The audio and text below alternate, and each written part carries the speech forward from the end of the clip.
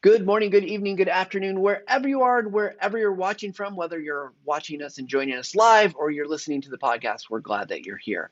Today, we've got another, as always, great episode. We're going to be talking about learning science and some myths around learning. And if you're thinking, well, what does that have to do with video? We're not going to talk specifically about video, but you can see the applications here because if you're doing learning creation, you're creating video for your customers or for your audience, it's important to understand kind of how people start to learn so you can optimize for that with whatever you're using, whatever the tool is. So with that said, let me introduce today's guest. Clark Quinn, PhD, provides learning experience design strategy to corporations, higher education, government, and not-for-profit organizations. An award-winning consultant, internationally known speaker, and author of 6 books, he integrates a deep understanding of thinking and learning with technology to improve organizational execution, innovation, and ultimately performance. He learns out loud at learnlets.com, tweets as Quinnovator, and works on behalf of clients through Quinnovation. And with that, let me welcome Clark Quinn to the Visual Lounge. Welcome, Clark. Hey, thanks, man. Good to see you.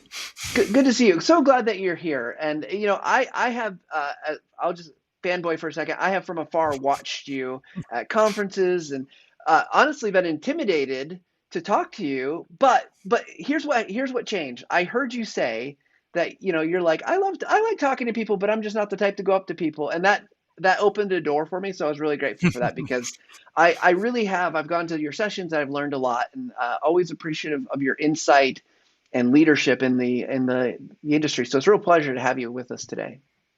I appreciate that very much, Matt. Yeah, I'm a ham on stage. As soon as I get off stage, I'm an introvert, and it's like, will anybody talk to me? So I always love it when people reach out and chat.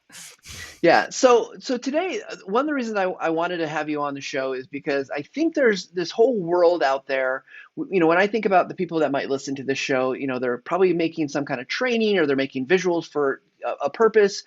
But there's a lot of things that are happening with learning that we might get wrong, or we maybe are misunderstanding, or maybe we just don't know. And so where I want to start is, let's start with learning science. We'll get to the myths because those are fun, but we'll do those in a little bit.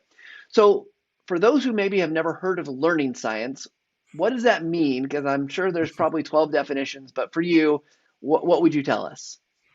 Well, to me, learning science is a scientific study of learning, which would seem obvious, but it's interesting that it was relatively recently sort of identified as a field. So there were a lot of people talking about thinking. There's the philosophers and the linguists and the neuroscientists and the psychologists. And finally, they realized that they weren't talking to one another and they didn't know about each work. So they created something called the Cognitive Science Society. And this happened in essentially the early 80s.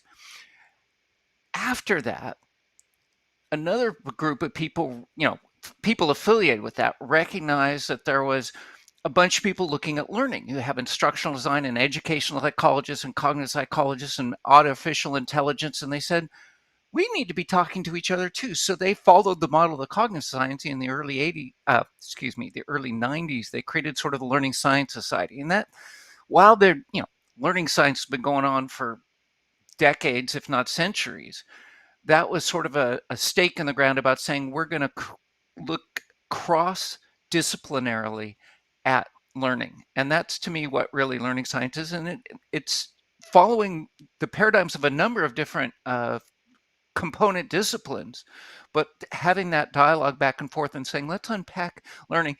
And of course, the applications of that to the design of instruction. Yeah. So it's interesting because as you're saying this, one of the things that happened when I was just about to finish up grad school, so early 2000s, my school actually was building and starting a learning science department. We had Mm. our instructional systems technology department, which was really focused on instructional design, education, working with K-12, also with business, and then that interdisciplinary kind of approach started to form. So that's super interesting. So we think about the learning of science. That's what this is like. How all learning happens from a scientific approach. If I'm at home and I'm listening to this and I'm saying, well, why does that matter? I'm in a workplace. Why does that matter to me? What might we say to say why this is important for businesses or for people in kind of professional field versus academia? Um, a couple important reasons in my mind. One of the, if we follow an instructional design paradigm, there isn't one that can account for all situations. And so when there's gaps between what they specify, and should we do this or this? There may not be specific prescriptions. You have to make inferences. If you don't have a good basis to make those inferences, you can get them wrong. So that's one of the arguments, is be able to fill in the gaps to connect and understand the what's going on behind this instructional design approach so I can adapt it to different situations. Another really important one is be able to resist a lot of the hype that goes on. People push a lot of ideas and products and paradigms that they want to sell you. And a lot of this is frankly snake oil. It really is just stuff they've made up and are flogging, and there's no real basis for it, or the basis is fundamentally flawed, or doesn't stand up to statistical analysis. So there's a lot of stuff people are being told to do that, once you understand how our brains actually process information and turn that into learning, you're able to resist a lot more. So it gives you better basis, which saves you money, and then it keeps you from spending money on snake oil. So they're sound basis, and at the end of the day, what you create has a higher likelihood of having the impact you're trying to achieve. Part of this is also an awareness of, we're not about just dumping information. That turns out, the old model of the brain was that we're these formological reasoning beings. And therefore, if we give us new information, bullet points and stuff, we'll change the way we behave. And it turns out that's just so wrong. So you really need to understand learning science to be able to design instruction that's actually going to lead to a meaningful change. And you should be trying for that in your practices. Yeah, well, that makes so much sense to me, and I love that. I've never changed because of bullet points. In fact, I probably resist the bullet point changes because of the bullet points. So, you mentioned these, being able to learn how to make inferences because not any one model will cover all situations. And I know there's a vast amount of information, and we don't have time nor probably the energy to go through all the things that learning science has found. But from a high level, are there one to maybe three things that you found that, like, these are really important starting points for someone to learn about learning science that will help them, go and apply, or, be able to make better decisions about whatever they're creating? Are there key ones that, like, the field has said, like, hey, starting off, you need to know X and maybe Y? Mm-hmm.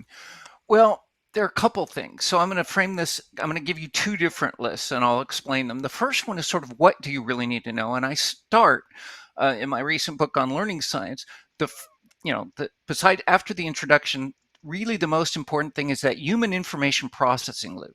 So we understand our brains operate at a neural level, but that's not a useful level for analysis or for prescriptions of instruction, because the way it's not, you can't address individual neurons. You activate patterns in neurons, and the way you do that is through words and images. Therefore, that's the right level to be thinking about, how do we activate learning, and that's at a cognitive level. So if you understand the human information processing loop, which is basically the cognitive explanation of how we think, you have a really good basis. It covers things like perception and immediate sensation, which is of course relevant to your video audience. Hmm. Um, Yeah. and then attention and what gets into working memory, and how what from what working memory will get into long-term memory. That's basically what learning is. And then the ability to use that, retrieving that from long-term memory, and what do you automate? So understanding that core process, and then on top of that, understanding some of the fundamental emergent properties of that architecture. There are a lot of properties of that architecture, a subset of which are relevant to learning.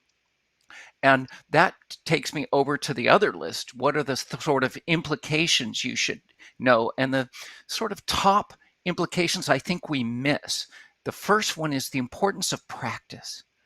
How important it is to do contextualized, meaningful application of the knowledge in the way you're going to need to apply it outside the learning experience. And we don't do that enough. We do a lot of knowledge test. Here's this stuff, show me you can recite it back. Surely that's going to lead to you doing something differently. No, You need to be applying that knowledge, making decisions, using it to solve problems. When you elaborate it in and pull it out in practice, and there's parameters around practice that matter, like the importance of spacing and the importance of variability and the importance of the right level of challenge. When you get a good practice, everything else follows from that really nicely. Another thing that I think we misunderstand or understand, that's not the right word, but Eh, you it know what I works. mean. Yeah, mental models. The importance of having models to allow us to predict what's going to be the outcome of this decision and what's going to be the outcome of that decision so we can make better decisions. And I will, on my editorial soapbox, suggest that what's going to make a difference to your and your audience's organizations is not the ability to recite facts more accurately. It's going to be the ability to make better decisions, particularly in this increasingly, volatile, uncertain, complex, ambiguous environments we're heading into and already going through. Um, the the ability to make better decisions, I'm going to suggest, is going to be the important contributor to organizational success, and the ability to create a basis for that comes from mental models, which are causal, explanatory, uh, simplifications of the world that give us a basis to make those predictions and therefore those decisions. Um, so, That's wow. That's a lot. Like there's a lot to unpack in there, and I can, I'm guessing you have given us the very distilled version, which is great though because I love that you split into two because I think the first one, thinking about how the processes work, starting to think about that. There's a lot of structural things you can then start to think about and how information's delivered. And I'm going to be honest, I'm not a learning science expert. I've gone to your sessions, I've tried to learn, but I'm not there yet. I'm working on it. So I really I love that, and I love that you said thinking with what the words are and the images that help kind of convey that information makes a lot of sense. But then, it makes me think when I'm creating stuff and I'm thinking of myself as a creator here, am I allowing you am I just giving you information? Because if we're just giving information, that's not really great, right? That's what I heard. So we need to mhm. allow opportunities for that practice, I'll allow that opportunity to get better. And the decision making is absolutely right. So as I'm thinking about this and I'm like, okay, Clark gave me the 5 minute maybe overview. How does one go about learning these things in a way that they can then apply it? Because I worry that one, we can talk about this at a high level and it's really great, sounds cool, sounds like yep, that makes sense. But the challenge being for most of us as professionals is now, I think sometimes there's that gap between like I learned stuff as like from theory, like in grad school, right? And now I've got to go and practice it. So what's the transfer look like to get to that point where you can understand this enough to actually be applying it in a way that makes sense and not going to be making maybe grave or faulty errors. Yeah, I want to make one point of coming from what you said first, and then Yeah. address that. You said, "Oh, it's you're only scratching the surface, and it goes so much deeper." Yes, and there are a fairly finite set of things that if you get your mind around, you're going to greatly increase your ability to perform. So it's not like you have to understand all of neuro and cognitive science. We've got some pretty basic things, and that's what I wrote in the book and what I cover in workshops and things. And so the follow-on answer to your question is the best way to really understand it is to experience it. And so what I've got in the book, what I do in workshops is I do the experiments and ask you to experience the phenomena that I'm talking about. And then I talk about what are the implications. And, in a workshop, I try and draw it out of you, say, what does that therefore imply about design? But what you should do as a learner for anything you hear, learning science and everything else, is go, well, what would that mean I would do differently? So start exercising that knowledge, pulling it out and applying it in your context. And and that's the lovely thing is when you're trying to apply it in your context, you go, oh, wait, that's when you stop and interrupt and go, hey, wait, clearly I don't understand this because I'm running into this mental thing. And that's how you start creating a learning dialogue. So conversation is a really powerful communication mechanism. It's a way to negotiate understanding. But really, people have to be active in the learning. It's not like passive. Yes, I can design. Have you experienced the phenomenon to design some application exercise? And we do that. But also, you have to be active in learning. That's where we get into the meta learning. How do you become a better learner knowing this stuff? by the way, that's a third benefit of this, besides saving money and resisting snake oil, is also to self-improve your own learning, because once you understand it, you can optimize your learning experience. But that's it. You have to be an active learner, be applying it, thinking about the implications for yourself, and then using that opportunity to go, oh, wait, that shows me I didn't really understand this because I can't answer that question. Now let me ask that question. Does that help? That absolutely, the mental model, kind of thinking about your own learning, and I, I'm trying to think of a better word, but I'm thinking like it's like a way to hack your learning, right? Like if you know the process, you can start figuring out where to optimize and what to change. And so I think that's really really great, and I love that it's a dialogue process.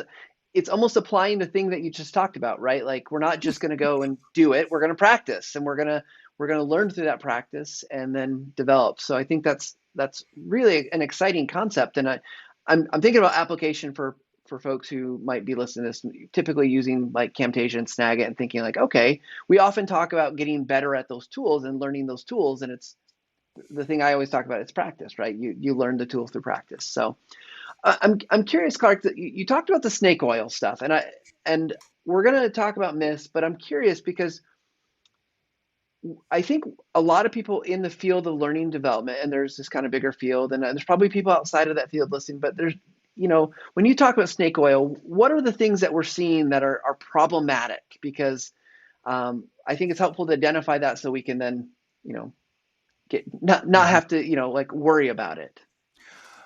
There are a number of things people will try and say, ways to simplify learners based upon learning styles or personality characteristics stuff. And a lot of these are proprietary and they're flawed.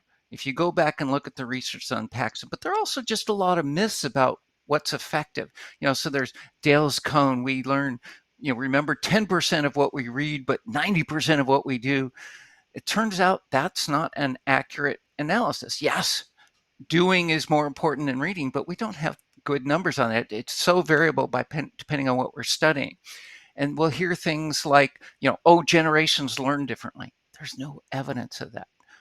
And besides the generations, so there's just a lot of ideas promoted that don't have in the visual space. Oh, we process images 60,000 times faster than words. A word is a visual. Let's be clear. Unless it's auditory, but that's a different modality, and we're talking apples and oranges.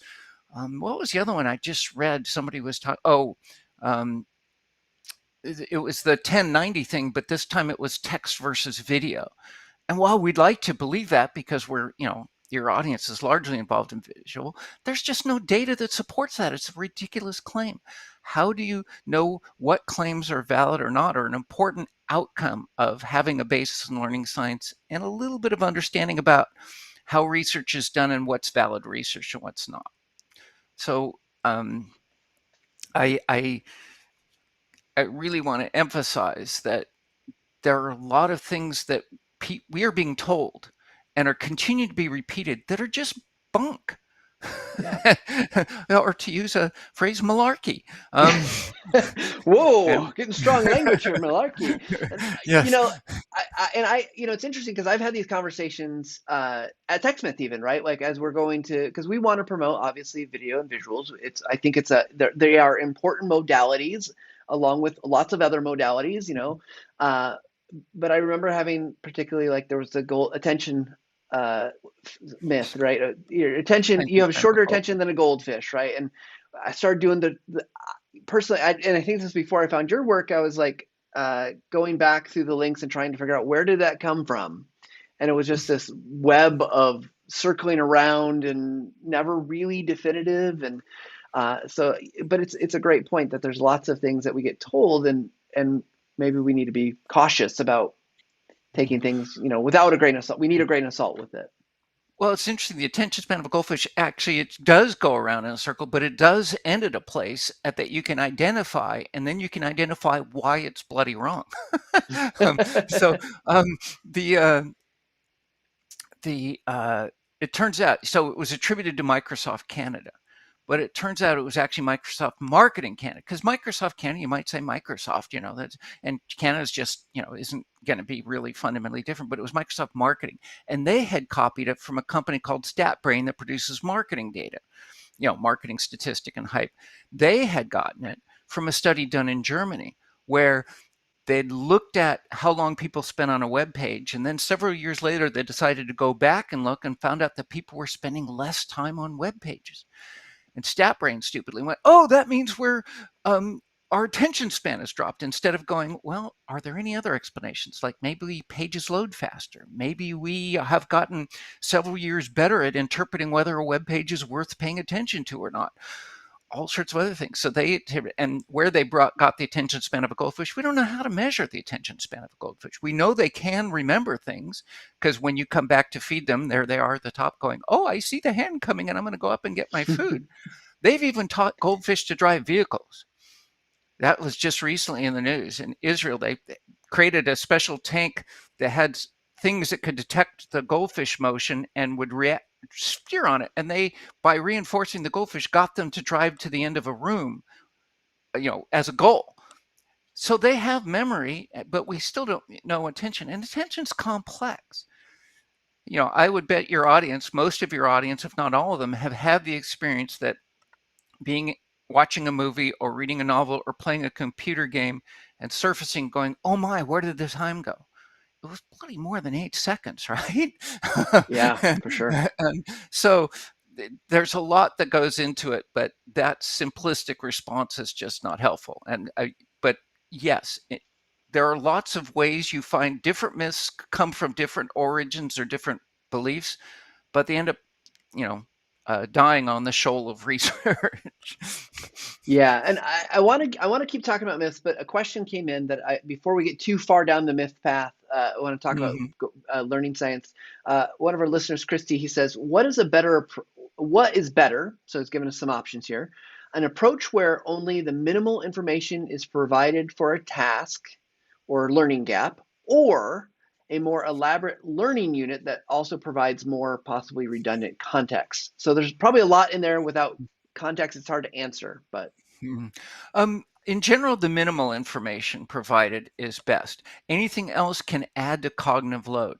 Now, that's not stuff that's automatically processed. So it turns out abstract problems we don't learn as well from, we don't transfer the information as well. So making it contextualized, putting it in a real setting. So we shouldn't just ask multiple choice questions that ask for recall. We should put it in the form of a little story that they have to respond to in choices of decisions. So we can dress up that context with stuff that gets processed pretty much subconsciously, and so it's not interfering with our cognitive load. So we can set it in a bakery and we can just have, we could have the smell of bread, we could have the sight of loaves and ovens. We're going to process it without really adding to the cognitive load. But if we have a bunch of extraneous music, we have some images that are decorations on the bakery wall that we would have to process to understand why they had chosen that stuff can interfere. So you do want a context, but you don't want stuff that requires additional processing on top of the learning processing, because you should be designing the challenge and the learning task to be difficult enough that they don't need any additional challenge. How many of I'm sure you and your audience have seen, I like to ask this question in presentations. How many of you have seen a quiz question where the alternative to the right answer is so silly or obvious that you didn't have to actually have learned anything to be able to get it right? oh, for Everybody sure. raises, yeah, Yeah, for everybody sure. raises their hand. No learning benefit to that at all. So put the challenge in the question, put it in a context, provide the minimal resources to help them understand the context, and let them focus on the decision. I hope that's a good answer for Christy.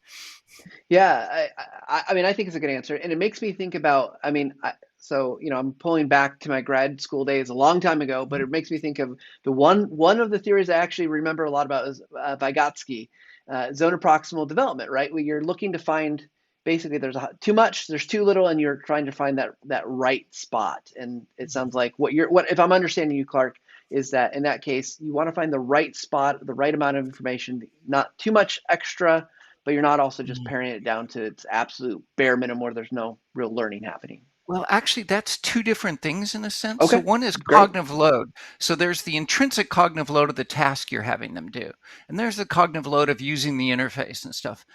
And then anything else is extraneous cognitive load, and you only have so much cognitive resources. So you need to keep the everything that's required to be processed within their capability. Otherwise, you overload it. And gratuitous graphics. The desirable difficulty, remember I said that the challenge in the question should be right? That's that zone of proximal development. It's been known as desirable difficulty. Um, uh, I think that's Bjork or I'm trying to remember what Eric Anderson called it. Anders Ericsson called it. I'm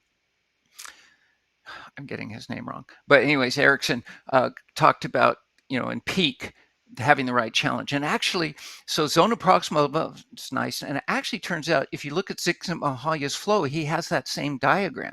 Too simple and it's boring, too hard and it's frustrating. In between is the zone where you're in full engagement. The same thing with learning with Vygotsky. If it's too simple, it's boring. If it's too hard, it's frustrating. In between is where learning happens. You get that alignment. Turns out learning can and should be hard fun. Yeah. Well, I love that. And my 15-year-old is learning guitar. And it's really interesting to see like when he progresses, and he hasn't been playing for very Mm. long, but like it is hard, right? Like, but it's not so hard the things he's trying to do because that's just frustrating and he stops. But when it's so easy, he's bored and then he doesn't practice. So it's interesting to make that correlation. Well, let's go into a few other things with some of the myths because we talked about a few of them from your perspective, and just your opinion on this. Like, what have these myths? Whether it's a goldfish or well, you could big one, learning styles, right? Like, we know that's a problem one we could talk about, but like, what impact do you think this actually has when these get perpetuated and tried to be enforced inside of learning and you know learning content creation, I guess. Right. On the big picture, they can waste time. We invest effort in accommodating these, and it doesn't help. So we've wasted additional resources on something we didn't need to expend it on. It can waste money in the same way, but it can also be damaging. It can undermine our learning effectiveness, so we could actually decrease the impact of our intervention. But I think of something like learning styles. What we see, somebody will go, oh, I'm a X. I'm either, I'm an NSFW, but they may say I'm an INTJ or an ESTP, whatever it is, or I'm a visual learner or I'm an auditory learner. As soon as they say that, they've closed themselves off. And it turns out under different contexts, we're more than one thing. The MBTI stuff is debunked both fundamentally because Jung just made that stuff up anyway. He admits it. So there's not a good theoretical basis, but it's not as psychometrically invalid as well. It doesn't pass all the tests for validity. When it's done independently, they claim, oh, our studies say this, but they won't publish them in peer. Oh, because it's proprietary. As soon as you hear proprietary be word, and there are better personality instruments that are open being done in by research scientists in open ways like Ocean and now Hexaco. Go look those up if you're really interested in personality psychology. But when you label yourself that way, you can close yourself. I'm a visual learner. Oh, this is auditory. I can't learn from it. You can't learn music visual. You really have to be auditory unless you're tone deaf like me, and then you're just hopeless. But there are a lot of potential ways in which you could constrain yourself and limit yourself and not be open to all the different ways you could learn. And so not only is there a waste of time and money, but it actually can be harmful in that sense and others. And so I think to we need to be aware of the limitations of these things and avoid uh, wasting time and money. The same way the categorization of generations. Oh, millennials are like this, and boomers are like that. Our colleague Jane Bozarth goes, I'm the oldest living millennial because, she's technically sophisticated. I help my kids with tech problems. They're in their 20s. They're supposed to be the experts, right? It's so much more individual, and our brains like to categorize things, but it isn't always helpful. Sometimes these simplifications are on false bases and lead us down wrong, tracks. Yeah, well, I appreciate that because I know, again, just I've come in contact with some of these thinking, and it's difficult, right? Because I think we do, like you said, we do want to categorize. We do want to have options of saying that because it just the simplification. Like I think, and you can correct me if I'm wrong on this, but I think our brains we like to simplify because it just makes things easier, right? It's less load, less taxing to understand. Well, this, in a lot of ways, this age group is like this, and then which it's probably categorically wrong because they're not. None of us are the same, right? Like we all. I look at my oldest who's in college, and he is not like a lot of his peers in that sense. Like he doesn't have social media. He barely uses his Mhm. phone. Like so he's not like a typical kind of, I guess he's technically Gen Z, Mhm. but I'm curious from your perspective because I still do see some of these things, and I know you and many others have been working uh, to help share kind of the understanding of why these things aren't real. But when we see it, someone says, "Well, I'm a visual learner." I mean, gosh, TechSmith wishes we wish that was true, right? Like, because we've got perfect tools for that. But when someone says, "Oh, I'm a visual learner," or someone's going to create a training, I'm going to make this for the visual learners. How can we gracefully? Because I don't want to be mean about it, but how can we gracefully help point them in the right way?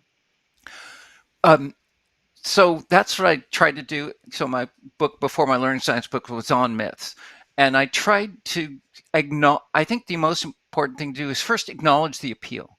Yeah, visuals can be engaging. We have good visual architecture, but if you look in your experience, there were certain things. Riding a bicycle wasn't so much visual, and yet you probably learned to do it. And what so you first acknowledge it, and then you sort of go, what I did in the book, what are some of the dangers of that view and what are the benefits of that view? So you're setting up, we understand both sides. If this is true, here's the benefit. If it's not true, here's the harm. And then you said, what does the research say? Okay, so you've acknowledged it, you've looked at the appeal, you've helped them recognize that there are two sides because it's easy to only think there's one side. Well, what would be the harm if we did that? We could prematurely limit ourselves. What would be the advantage? Well, we could design learning for different types of learning. And then you say, what does the research say? The research says that we can't reliably identify the different styles, and there's no evidence that adapting to styles works. Now, are benefits to doing things in multiple media.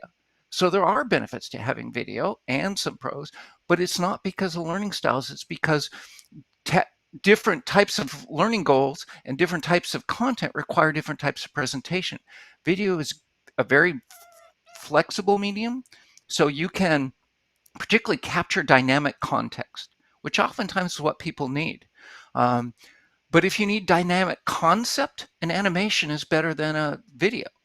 And I'm being pedantic and separating out different types of video. I think an animation is not the same thing as watching you in video as I'm doing right now, right? Uh, Absolutely agree. Absolutely mhm. agree. So understanding the properties of the media and when they play a role is a much more powerful way to use media appropriately. And then understand the power of mixing it up to support variety. We know maintaining attention helps engagement and learning. So having a variety is good, but trying specifically designed for different learning styles isn't useful and is therefore a waste of resources instead of saying, how do we use the media appropriately to meet our learning goals? Yeah. So, well, I love that, right? Because you're not getting rid of the visuals. You're not saying don't use Mm. video or don't use auditory means. You're saying what is Mhm. appropriate for this, and does it help us solve the problem and engage the person Mhm. to keep them focused and learning. So, Right. I think that's great. Well, that helps because I know these myths are very sticky, right? Like, I feel like there's good marketing. Like they've got good marketing. It's like some of those things you hear, like it's a jingle and it's an earworm and it just sticks, and you're like, oh gosh, I wish that wouldn't stick. And they get perpetuated. And again, they have that appeal. And our brains are constantly running in the background. New cognitive research shows that our brains are continually making models to explain the world. So having somebody present us with a model that seems to be explanatory is very appealing. It just and it seems to resonate with our personal experience. Oh, I really like that visual, you know, but and we may have preferences, but it turns out appealing to preferences doesn't lead to better outcomes, and that's the problem. Yeah. Well, one other question. I'm gonna shift back to just to kind of general learning Mm. sciences. I'm curious because I know you're keeping your eyes on the and kind of the pulse of what's going on. Is there anything exciting that's happening in the world of research right now that you think, man, this has really some implications for how we design or how we create learning experiences? Mm-hmm. Well, yeah, to me, there's a few trends that I think are coming out of cognitive science and learning sciences that I think are going to have interesting implications. One is the notion of distributed cognition. We have this notion that it's all in our head. And yet, the work of Ed Hutchins with his book Cognition in the Wild talked about how we use external resources as part of our problem solving process. We use spreadsheets because we can't keep all these details in our head. And they combine the models and give us ability to do calculations. We use calculators, we use external tools like checklists and things. There are a lot of ways we support our thinking with tools. And when we recognize this, it allows us to start designing solutions for performance that says what can be in the world and what has to be in the head. And we can stop trying to put everything in the head, which is extremely hard to get things reliably out of our brain. And if we can put it in the world, and you look at Atul Gawande's checklist manifesto. So distributed cognition is one. The situated notion of cognition, the fact that we're very context dependent, means we have to understand that and design our learning to provide appropriate context in our practice and examples that we can transfer appropriately to the situations they'll need to see in the outside world. Recognizing that we don't, once we formally understand it, we will formally apply it appropriately in all contexts. Bugwash. It just doesn't work that way. And so understanding how much we're tied into the context and the importance of that for the design of our learning.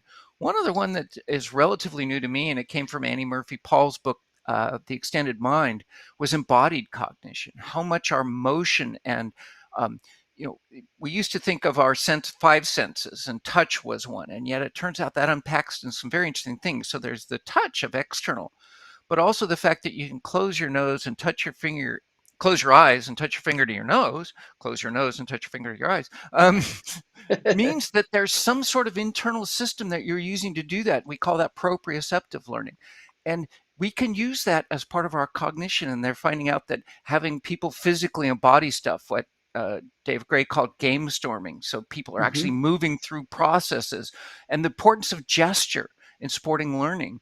Not that this, you've got to keep your hands in your pockets or at your sides, but the use of gestures actually increases learning. When we begin to understand these phenomena that are outgrowths of our cognitive architecture, we end up with better tools in our repertoire, quivers in our, arrows in our quiver, to be able to design learning experiences that are going to be most effective. Oh, that's fascinating and exciting to see all the things that how we've progressed. And it feels like, in the 20 years since I was in a master's program in theories, and I still see a lot of the fundamental things in place, but it's exciting to see that we're opening up to even more and learning so much more. And it's an exciting time to be in the field of learning and development. That's for sure. Hmm. Oh, it is. And, it's not that difficult. I'm having this debate with my colleague Matt Richter from the Learning Development Accelerator about, should we be helping people learn how to read the research in its original academies and journals, or should we be helping them find the translator? So, what we do in that organization is we're trying to provide evidence-based programs, but not the pure research, but instead what are the implications. I think finding the good translators of research is really important. There are some you should pay attention to, and some people who would like you to pay attention to them that you really shouldn't. But when we see some, there are a number of people who have reliably demonstrated the ability to give us good advice. That's the Will Tallheimer and Patty Shank and Julie Dirksen and Connie Malamed and Jane Bozarth, and the list goes on. But these are people who read the stuff in the original academies, have been trained to do that, and have the practical real world experience to help you understand how to apply that. And I hope I try to be in that coterie as well. Um, but I think it's important to see what those people are pointing to, or saying, yes, this is good, or no, this is bogus, and check with them on anything somebody's trying to flog you. What is their vested interest, and what do others say, including the people who've demonstrated a track record? If somebody's coming in and going, oh, learning styles, is anybody saying to the alternate? And do they have a vested interest? Yeah. Be asking yourself those questions. Yeah, and that list of individuals, I have heard most of them speak in person. I've gotten to know some of them on a personal level, and I can vouch that I think they're all very good at what you call the translation process. And just for reference for this show, if you want to hear Jane Bozar, she was on the show last month or so. She actually helped do some research for us, worked with us on some research, and she is very knowledgeable on those things. So we'll just give a shout out to Yeah, Jane I because have a list of translators on my site. If you have a way to get links to people after this thing, I can get it to you and you can get it out to them. But it's just at Quinnovation, is a list of translators. I think it comes from either the either or both of the Myths book or the Learning Science book. If you look at the book page on the site, there's a link to the translators, and there's a few more that I mentioned that, of course, my brain forgets in the heat of the moment. right. It's a pretty good list, I think. Yeah, we'll get that link from you, and we'll put it into the show notes for the podcast as well as on the links for the YouTube channel and elsewhere. So, um, Excellent. Clark, as we're kind of getting close to time here, and I want to be respectful of your time, I guess. As we've talked about some of the kind of future stuff. We've talked about the myths. We've talked about what learning science is. I guess we'll still do our speed round here in just a second, but I'm curious, kind of as a ending of the talking about the learning science directly, is there anything else you think that would help us to embrace learning science, to understand where we can apply it? Just kind of last parting words about what we should know. Well, I guess it's not going to be. It's more an admonition, and sorry to be so Puritan schoolmarmish, but in my mind, it's a professional obligation. Please. If we are supposed to be the people who design learning experiences for others, we bloody well ought to understand the learning, just as you expect your plumber to understand the properties of pipes and your doctor to understand the properties of the body. We should understand learning if we're going to be doing this responsibly, and not to a learning scientist level. We don't expect you to go get a PhD in it, but we expect you to have enough of an understanding so that you can discriminate between useful investments and snake oil. A great admonition. I think a super important one. And going back to what you said too about like you don't have to necessarily be the people to learn to read the academic. I will say, as much as I love the translators as well, having at least a basic ability to at least look at it and start to gather some of the understanding, and then it's like it's like using a language, right? Like I go to the translator and say, like, did I understand that right? So I think it's a great admonition though, and it's a tough one, right? And I would say also that it's like using, if you're going to use a tool, whatever tool, whether it's Microsoft PowerPoint or Word, it's the same type of thing. Learn to use the tools of your craft so that you can create the appropriate experiences. And same with the learning. We're meshing those tools and the learning experiences together, and you want to make sure that that's worth the time of the people, because it's a lot of money to train people. It costs a lot. Yeah. Mm-hmm. Yeah. And it's great if you can read academies. The problem is there's so many journal articles published. You want to find the best ones that are sort of the primary sources that everybody else cites, and the way you find those are from the translator. And Yeah. a lot of increasingly we're seeing books that digest this down. So Medina's Brain Rules or Roediger, McDaniels, and Brown's Make It Stick. And so there are a lot of condensations becoming available that are also helpful, and just finding those that are translation condiments, thinking fast and slow. A bit of a heavy read, but just because it's so voluminous, but it's very useful in getting your mind around it. It's worth a skim. I don't know. Absolutely. Cover to cover. Absolutely.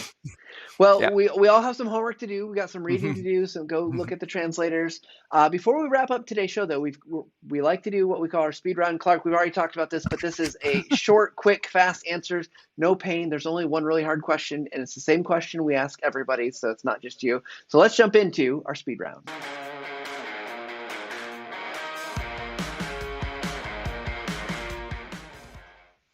All right, Clark, first question for you. It's a yes/no question, or well, it's a short answer, and then it's going to be, we'll just go with it. Is there a myth that you wish was true, but it just isn't? And which one is that? Actually, I wish the learning styles was true. I wish we could reliably identify the best learning approach for individual learners as opposed to for the individual learning. It would be really nice if it were there. It just hasn't yet. And I have to carefully qualify it as a trained scientist. We haven't yet found any basis to do it, but it would be lovely if we could optimize learning for the learner. There isn't any solid basis to do so yet. Yeah. All right. Next question. What is a technology that has surprised you by its application in learning, design, and development? So anything that's like, oh my gosh, I would not have expected that. Positively or negatively?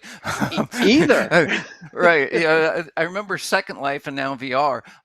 In that, immersive environments, we could do such powerful learning in it, and then you end up seeing PowerPoint presentations in Second Life, and it's like, kill me now! What a waste of technology. And I'm afraid that the same is happening in VR. I think AR is extremely cool. I think that the ability to annotate the world with hidden information is, to me, one of the most fascinating opportunities. It's still problematic, both of them, because we don't have standards, we don't have interoperability. But I think when we get that, I think there's going to be some really interesting opportunities to meet individual interests and needs. Yeah, awesome. Okay, next, and really, then there's two questions left. This one's pretty easy. Next one's a little harder. Where do you turn for inspiration? So you're a learning scientist. You are obviously reading a ton. I'm sure looking at tons of sources. But where's your inspiration that you turn to? I don't know why I find learning so interesting, but once I started exploring it and applying it, so I guess I'm a geek, and I like shiny objects, but I like helping people and putting those together and saying, how can we use technology to help people achieve their goals better? Is the underlying, I guess, passion that drives me. And then, how do we design, learning, engagement, and design, and understanding the underpinnings of those and applying those practically is what inspires me. And who knows why? Some traumatic experience in my youth. well, we love it. We're appreciative that you are such a learning geek. It's helped us, the industry, I think, just really level up our abilities and what we're able to do. So last question for you. What's a question you'd like to ask me as we wrap up today? So you get to turn the tables. Right. So how does Camtasia strike a balance between learning science and what the market wants? I have talked with other vendors and they go, we only listen to what our customers want. We're not giving them what they need. And I would love to hear an answer a bit more forward thinking than that. Yeah, I hope I have a better answer. Obviously, at any business, there's some element of listening to customers, and we love our customers and we try to listen to you. However, I think there is a level of, we also know that many of the users of Camtasia are trying to do something that's focused on learning. And so trying to make sure that we can provide them with the tools that will make that simple and allow them to make something that is effective, but is simple as well. We have lots of great, cool features, but helping them to understand that they don't have to do that. And I think that comes across in the fact that not only do we make a great product, we also try to do things like this, have conversations about what is learning science. We talk about what is good design. We try to teach the principles that allow people to hopefully do that. But at the end of the day, we are also trying to make a really great product that can do lots of things for a lot of different people. And so sometimes we probably fall down on making something that's good for learning science. Although, teach correct principles and then let people govern themselves, as I say. Fair enough. Thank you. So we try. And hopefully everyone's listening to this and they say like, oh, maybe I don't need to do all the fancy things. I just need to make sure it's focused. But then you got the marketer who does want to do fancy things. So, always a balance. So. Why you?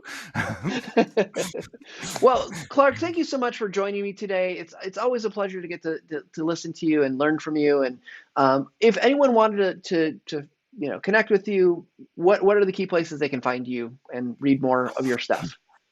My blog posts appear on LinkedIn as well. You can go to my blog, learnthis.com. Things that end up in books and presentations usually show up there first. It's really helpful if you need help sleeping at night. Great tool.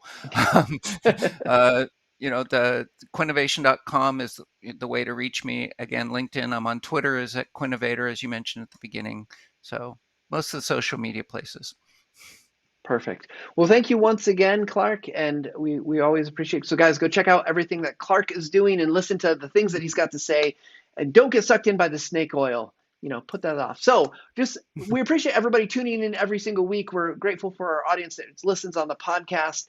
And if you've got questions, thoughts, things that you would like to ask us or share with us, or guests that you would like to see, you can email us at thevisuallounge@techsmith.com or tag us on social media at techsmith.com. With that said, whatever you're doing, wherever you are, whether you're like making images, videos, creating training based on learning science, we hope you take a little time every week to level up. And we'll see you next week. Thanks.